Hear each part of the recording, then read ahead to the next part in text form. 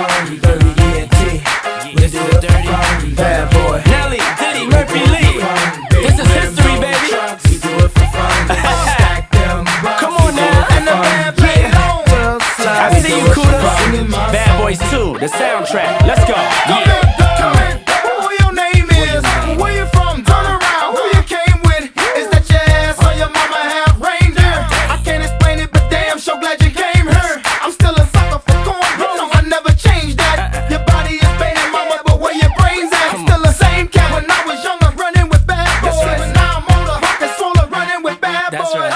Here come another man, unlike no other man. Candy coated, switching every other lane. Y'all help me, won't you please help me? Eighth girl this week, and it's only Tuesday. I like the cocky, bow-legged ones, black, white, and Dominicans, Hispanics and Asians. He shaking for Nelly's son, with no lows, with no nose. I can't tell everybody, and they just when you do it well. Take it low, girl, go on, take it low. We can even do it slow. We can even do it slow. Take it where you wanna go. Either way you wanna go. Just take that ass to the floor. Pop something loose.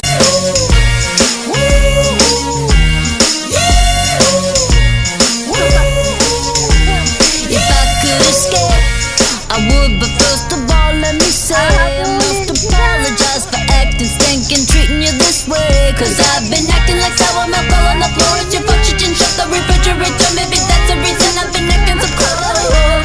If I could escape and recreate a place that's my own world, and I could be your favorite girl forever, perfectly together. And tell me, boy, now wouldn't that be sweet? If I could be sweet, I know.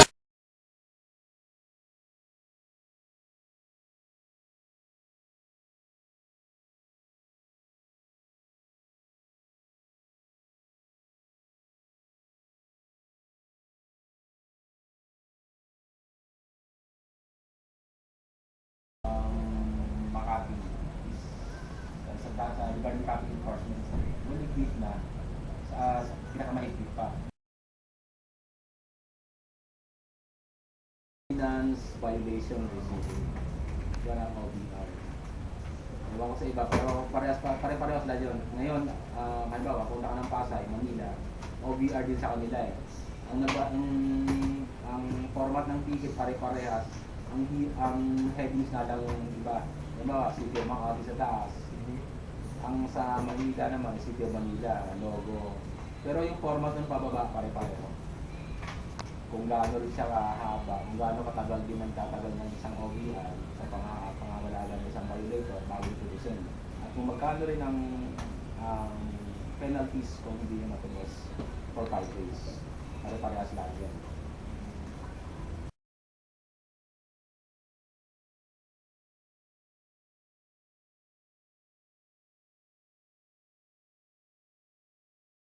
Makati sa financial capital of the Philippines.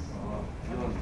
Kaya, ang kinukuhan kasi namin dito, ang focus agad ng tao, magugulan sa Makati, na kung, ang kuhan kasi namin halimbawa, kung walang traffic, walang komersyo. Pag may komersyo, may traffic. Ganun yun eh. Kaya, i-manage namin yung traffic para smooth naman yung pasok ng komersyo.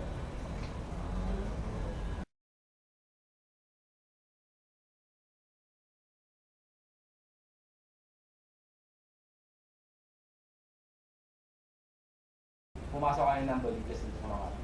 May sariling rules doon.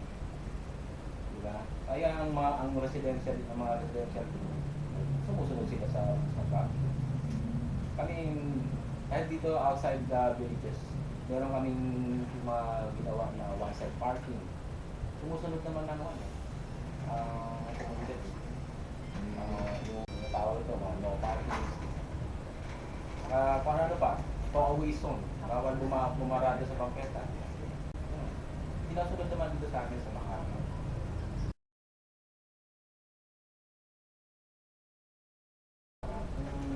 Towing nga namin dito private share. Ang private private cars yung pag-tow, hindi siya government car. Kumbaga, nag-tawag, invitation lang. Yung establishment na yun, ano? Private. Private to. Oo. Tapos yung implementing guidelines nga lang nila, yun ang sinusunod nila sa City of May Government. corporate ka na yun. Oo. Saka dun sa ticket nila, halimbawa ang ticket, ang penalty is 1,000. Ang kwan nila doon, sharing yata is 60-40. Gano'n. Hindi ko alam yun, pero kalagay lang natin sa Additional topic na rin yan dito eh.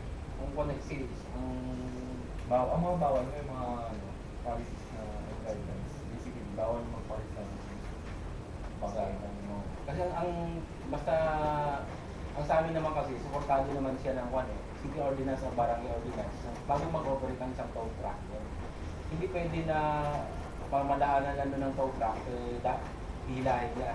Kailangan, alam ng tow truck operators, mga drivers o enforcers na kasama na yung dinadaanan nila is covered by city ordinance o barangay ordinance.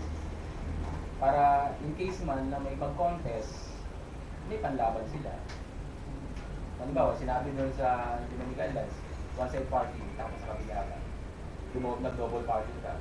Ikaw ang matutuwa. Bakit? Meron naman tayong mga signage na. Kompleto kami sa signages. Kaya nga city government expense po malaki talaga para sa signages. Kasi una-una yung kine-question eh. Bakit na no parking doon, wala kang no parking sa nakikita. Pero gano'n kasi, ang gusto kasi ng ibang motorista naman, ang gusto nila kung nasaan yung sasakyan nila, nandun yung signages na rin yan. Halimbawa ito, no parking. Nakatapat doon sa, wala akong nakita. Ang gusto niya nandun sa tapat ng sasakyan niya. Kasi ang covered ng isang signages na ganyan, 70 meters away yan eh. Hindi dapat na bawat kanto meron ka.